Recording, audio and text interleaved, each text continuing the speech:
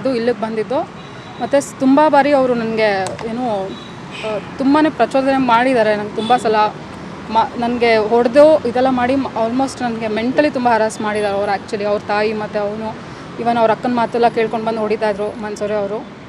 So ಇದು ಅವತ್ತು ನಾನು ರಕ್ತ ಸುಸ್ಕೊಂಡ್ಬಂದಿದ್ದಾಗಲೂ ಕೂಡ ಅವರು ಏನು ನೀನು ಇದನ್ನು ಯಾರಿಗೂ ಹೇಳಬಾರ್ದು ಅನ್ನೋದು ರೀತಿಯಲ್ಲೆಲ್ಲ ಹೇಳಿ, ನಾನು ನಮ್ಮ ಮನೆಯವರು ಏನು ಮಾಡಿಬಿಡ್ತಾರೋ ಅವ್ರಿಗೆ ಇವನ್ ಆ ಇನ್ಸಿಡೆಂಟಲ್ಲೂ ನನಗೆ ಒಂಥರ ಅವ್ರ ಮೇಲೆ ಇದು ಏನಾಗ್ಬಿಡುತ್ತೋ ಮುಂದೆ ಅನ್ನೋ ಥರ ಅವ್ರಿಗೆ ನಾನು ಇದು ಮಾಡಿ. ಮೇಡಮ್, ಇವಾಗ ನಿಮ್ಮ ಮನ್ಸೂರ್ ಅವರು ಕೂಡ ಕೌಂಟರ್ ಕಂಪ್ಲೇಂಟ್ ಕೊಟ್ಟಿದ್ದಾರೆ.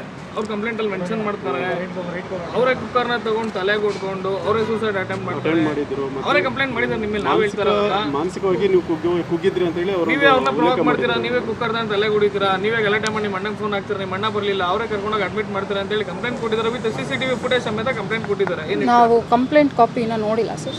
ಇಲ್ಲೇ ಕೊಟ್ಟಿದ್ದಾರೆ ಮೇಡಮ್, ಇದೇ ಸ್ಟೇಷನ್ಗೆ ಅವರು. ನೀವೇ ಇವಾಗ ನೋಡಿದ್ರಿ, ಜಸ್ಟ್ ನಾನು ಬಂದಿದ್ದು. ಸೊ ನಾವು ಬಂದ್ವಿ, ನೋಡಿದ್ವಿ, ನಿಮ್ಮ ಹತ್ರ ಬಂದು ಮಾತಾಡ್ತಾ ಇದ್ದೀವಿ. ನಮಗೆ ಪೊಲೀಸರು ಕೂಡ ಇನ್ನೂ ಏನೂ ಹೇಳಿಲ್ಲ, ಬನ್ನಿ ಅಂತ ಹೇಳಿದ್ದಾರೆ. ಇವತ್ತು ಬಂದಿದ್ದೀವಿ. ಸೊ ಇನ್ನೂ ಅದೆಲ್ಲ ನೋಡ್ಬಿಟ್ಟು ಏನು ಅಂತ ಅವ್ರು ಮಾಡಿರೋ ಆರೋಪಗಳಿಗೆ ಏನು ಹೇಳ್ತಾರೆ ಮೇಡಮ್ ನೀವು? ಇನ್ನೊಂದು ಹೇಳ್ತಾರೆ ನಿಮ್ಮ ಹಸ್ಬೆಂಡು, ನೀವು ಮತ್ತು ನಿಮ್ಮ ಅಣ್ಣದಿರು ಸೇರ್ಕೊಂಡು ಅವ್ರ ಹತ್ರ ದುಡ್ಡು ಡಿಮ್ಯಾಂಡ್ ಮಾಡ್ತೀರಾ, ಮತ್ತು ಅಟ್ರಾಸಿಟಿ ಕೇಸ್ ಹಾಕ್ಲಿಕ್ಕೆ ಟ್ರೈ ಮಾಡ್ತಿದ್ದೀರಾ ಅಂತೇಳಿ ಕಂಪ್ಲೇಂಟ್ನಲ್ಲಿ ಅವ್ರು ಬರೆದಿರೋದು. ಏನು ಹೇಳ್ತಾರೆ?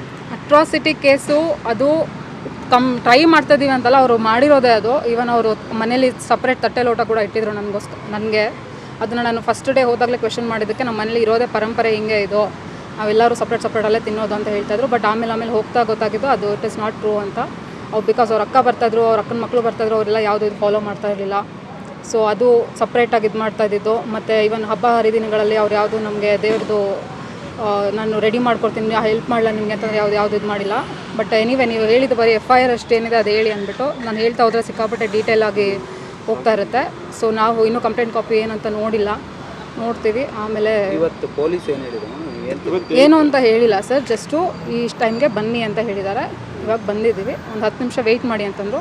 ಅಷ್ಟರಲ್ಲಿ ನೀವು ಏನು ಮಾತಾಡಬೇಕಿದ್ರೆ ಮಾತಾಡಿ ಅಂತ ಹೇಳಿದ್ರು. ಅದಕ್ಕೋಸ್ಕರ ಮೇಡಮ್ ಕಡೆದಾಗಿ ಅವರು ತಾಯಿಗೆ ನೀವೇ ಅಸಲ್ಟ್ ಮಾಡಿ ತಾಯಿನ ಬೇರೆ ಮನೆ ಮಾಡಿದ್ರೆ ಬರ್ತೀನಿ ಅಂತೇಳಿ ಹೇಳಿದ್ರೆ ಅವ್ರ ಕಂಪ್ಲೇಂಟಲ್ಲಿ ಅದನ್ನ ಹೇಳಿ. ಸರ್ ನಾನು ಒಬ್ಬಳು ಅವರಿಬ್ಬರು ನಾನು ಅಸಾಲ್ಟ್ ಮಾಡೋಕ್ಕಾಗತ್ತಾ? ಬೇಸಿಕಲಿ ಯೋಚನೆ ಮಾಡಿ. ಒಂದು ಮತ್ತು ಅಸಾಲ್ಟ್ ಮಾಡಿದರೆ ಅವರು ಪ್ರೂಫ್ ತೋರಿಸ್ಲಿ. ಅವ್ರ ತಾಯಿಗೆ ನಾನು ಹೊಡೆದಿದ್ದೀನಿ ಅಂತ ಹೇಳ್ತಾ ಇದ್ದಾರಲ್ಲ, ಅವರು ಪ್ರೂಫ್ ತೋರಿಸ್ಲಿ. ನಾನು ಸರ್ ಅದು ಎಷ್ಟು ಬೇಸ್ಲೆಸ್ ಅಲಿಗೇಷನ್ ಅದು ಅಂದರೆ, ಅವ್ರ ತಾಯಿ ನನ್ನ ಬಗ್ಗೆ ಮಾತಾಡ್ತಿದ್ರು. ನಾನು 6 ತಿಂಗಳು ಒಬ್ಬರ ಹತ್ರ ಹೇಳ್ಕೊಂಡಿಲ್ಲ ಅಂಥೇಳಿ ನಾನು ಹೋಗ್ಬಿಟ್ಟು ಅವ್ರಿಗೆ ಹೊಡಿತೀನಿ ಅನ್ನೋದು ಇಟ್ ಈಸ್ ವೆರಿ ರಾಂಗ್ ಅಂತ ನನಗನ್ಸುತ್ತೆ.